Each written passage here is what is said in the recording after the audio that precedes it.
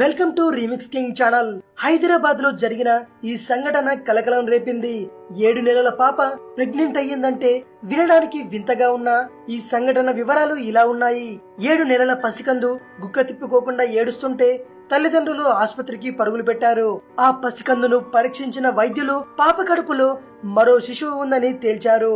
దీంతో వైద్యులు శస్త్రచికిత్స చేసి శిశువును బయటికి తీసి 7 నెలల పాపను ప్రాణాపాయం నుంచి తప్పించారు. హైదరాబాద్ విద్యానగర్ లోని నియో బీబీసీ చిల్డ్రన్ ఆసుపత్రిలో ఈ అరుదైన శస్త్రచికిత్స జరిగింది. నిజామాబాద్ జిల్లాకు చెందిన రాజ్ కుమార్ సౌమ్య దంపతులకు రెండో సంతానంగా కూతురు జన్మించింది.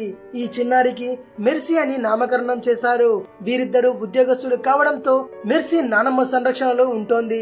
మెర్సీ కొద్ది రోజులుగా తీవ్ర అనారోగ్యానికి గురి కావడంతో పాటు ఆమె చాలా నలతతో ఉండడంతో ఆమెను స్థానిక పిల్లల ఆసుపత్రికి తీసుకెళ్లారు.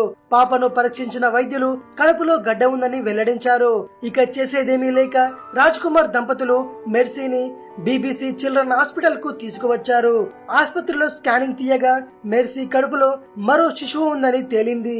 దీంతో డాక్టర్ నరేంద్ర కుమార్ ఆపరేషన్ చేసి మెర్సీ కడుపులో ఉన్న 100 గ్రాముల బరువున్న మరో శిశువును బయటకు తీశారు.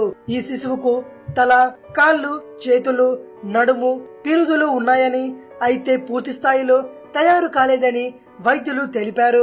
ప్రస్తుతం మెర్సీ కోలుకుంటోందని వైద్యులు తెలిపారు. ఇది విషయం. మరిన్ని ఇంట్రెస్టింగ్ వీడియోస్ కోసం రీమిక్స్ కింగ్ ఛానల్ ని సబ్స్క్రైబ్ చేయండి. మరో వీడియోతో మీ ముందుకు వస్తాను. అంతవరకు సెలవు.